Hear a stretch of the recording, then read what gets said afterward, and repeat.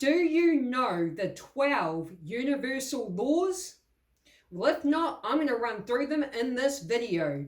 Hey guys, I'm Laura and I make videos that will awaken your awareness. So we're going to run through the 12 universal laws.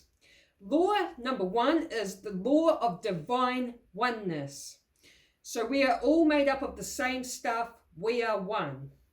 So everything in our universe is energy, and all energy vibrates on frequencies.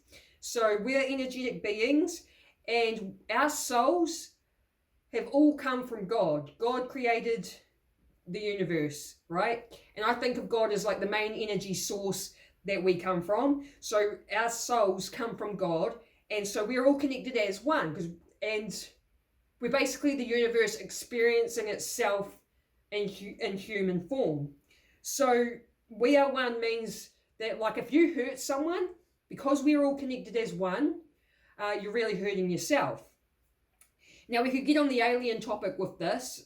I do believe in alien beings, and one source of that is Dolores Cannon and her hypnotherapy work. So I've talked about Dolores Cannon a lot in my content, and so she talks a lot about aliens in her books, and pretty much said that most alien beings are at a higher level of consciousness than humans, and so because they understand that we are all one, we're all connected, most alien beings won't hurt us.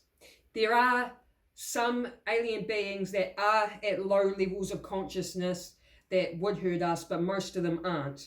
So that is the first law. Now, law number 2 is law of vibration. Everything is made up of energy that vibrates at frequencies, and high vibrations attract good and love. So we're in an ocean of motion. Our human senses perceive solid objects, right? Everything's solid. But the truth is it's just energy vibrating very fast. So around us, everything is in constant motion. We're in the ocean of motion. And so that's the law of vibration, is everything is made up of energy and it vibrates on frequencies. So you're an energetic being that is also vibrating on different frequencies. Now, an example of like because it says high vibrations attract good and love.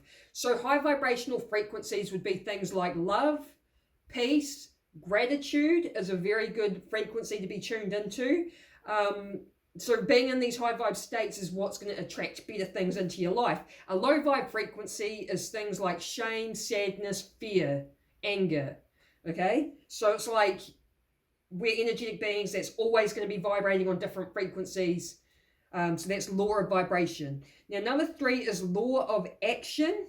So faith alone does not get you where you desire to be. Action is essential. So this is like an example would be like law of attraction, right? It teaches you, if you want to change your life, think better thoughts. It's not that like simple or straightforward. It's like you can't just sit around on your butt and think, oh, I want to be some successful person one day. And you think, oh, I'm just going to think better thoughts and it's going to happen. Like nothing's going to just come and land in your lap, right? So you've got to take action. And you've got to remember at the end of law of attraction is action. So action's very important key that you need to do if you want to like get somewhere in life or change your life. Now, number 4 is law of cause and effect. Every action has an equal and opposite reaction. So you give someone a compliment, then that reaction is going to be like maybe them smiling, you know. You punch someone, the effect's going to be a negative type of reaction, right? So that's the law of cause and effect. Now, number 5 is law of compensation, also widely known as karma. What you put out in the universe, you will receive. Now, there's debates. I've seen debates like online about whether or not karma is real. Some people think, oh, you know, witnessing bad people having good things in life. I do believe in karma. I do believe in, like, you know, you got positive and negative energy, and whatever sort of energy you're putting out into the world is what you're going to get back. So you're putting out positive energy, then you're going to have positive energy coming back. But that also doesn't mean that like something bad won't happen to you. Negative things can happen, but they can be happening because of like a lesson that is needing to be learned there.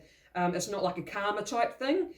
But I like to think karma is a real thing, especially when I've had people, especially recently, treating me in a really negative type of way. Like I had someone recently just treat me like they were basically being a selfish person, and yeah, I'm not going to go on the details. They just didn't treat me right, and I am sitting here hoping that they do get karma because they need to learn their lesson, because the way they treated me was not cool.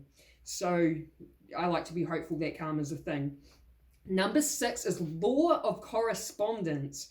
As above, so below. Everything that is above reflects below. Your outer world reflects your inner world. So if your outer world, your outer reality, you're not happy with your outer reality and what's happening in your outer reality, then you need to start asking what's going on inside that's creating the outer reality, because the inner reality, the inner world, is creating the outer world. So that's law of correspondence. So if you're not happy with your outer reality, you just got to start doing that work and trying to figure out what's going on inside. Number 7 is law of attraction. So we must align our thoughts with what we wish in order to attract what we desire. That's pretty much like saying just to be thinking positive about stuff. Because people think law of attraction is like, oh, you think about what you want and you're going to get it. And it's not like that really. But it is about, like, say, you have these positive, like, you're wanting to pursue something in life, then you need to align your thoughts to be positive. Like you will achieve this thing so that you can attract what you desire. So make sure you've got positive thoughts and not negative, right? So number 8 is law of perpetual transmutation. So the action of changing our energy in order to benefit us or those around us.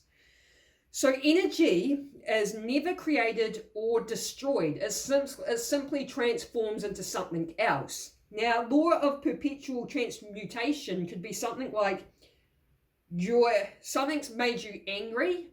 So what you do is you go and turn that anger into power during a workout, right? You take that angry energy, you transmute it into something else. You use it as a form of motivation to go hard within the gym. Number 9 is law of relativity. So put everything you are faced with in a perspective of it could always be worse, and I'm grateful for everything. So one thing I've learned in the last few years is that your perspective on life makes a huge difference. I'll give you an example, right?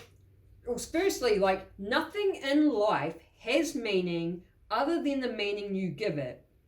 So let's say, we'll take rain for example.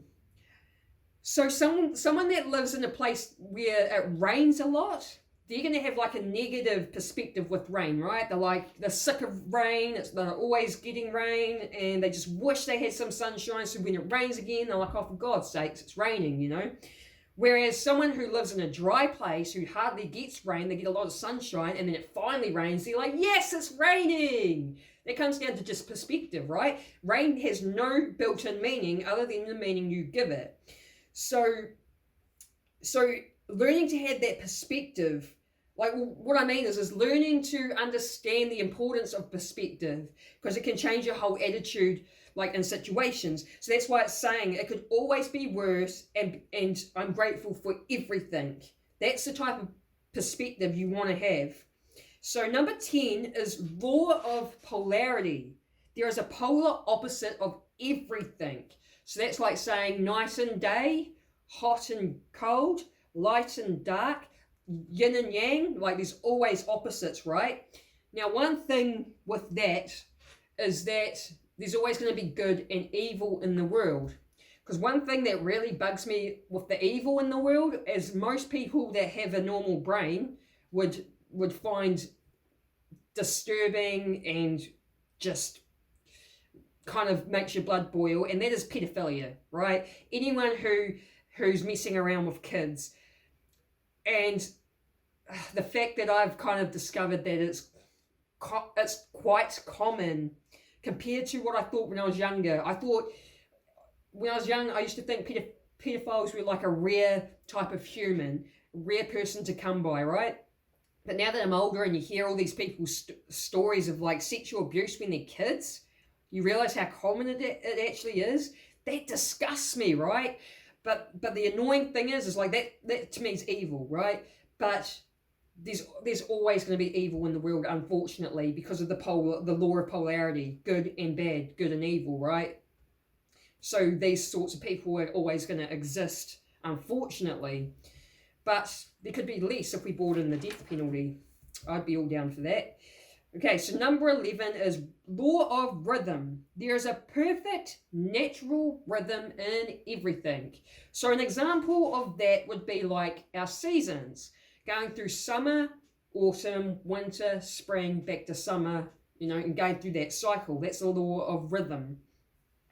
And the last one, number 12, is law of gender. So both feminine and masculine energy are in everything and everyone. So it doesn't matter what you're biologically born like, if it's a man or a woman, we all have both feminine and masculine energy. So an example of like, say, a man that's using both his masculine and feminine energy would be the man going to work, so he's earning the money to provide for his family. That's him in his masculine. He comes home, his wife may need to go out for the day, or go out to do something, so he has to stay home and look after the children. The man is now in the feminine, because nurturing children is a feminine type energy, right? And it's the same for a female. So if a female's like looking after the kids, she's in her feminine, and if she's off to work earning money, she's in the masculine. And so it's an interesting thing as well, because if you're a female, you do want to be more in your feminine energy, and if you're a man, you want to be more in the masculine, even though you have these other sides. But it makes a healthier relationship, because it's opposites attract, right? You can't have a feminine man and a feminine woman get together. You can't have a masculine man and a masculine woman get together.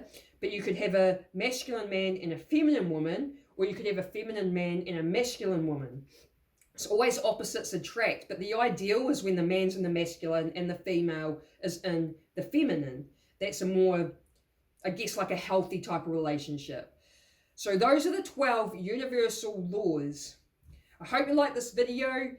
Feel free to give me a thumbs up or comment. If you like this sort of content, subscribe and hit the bell notification. I make daily videos on my channel, so I hope you stick around. I hope you like this video. Have an awesome day. Catch you on the next one. Peace.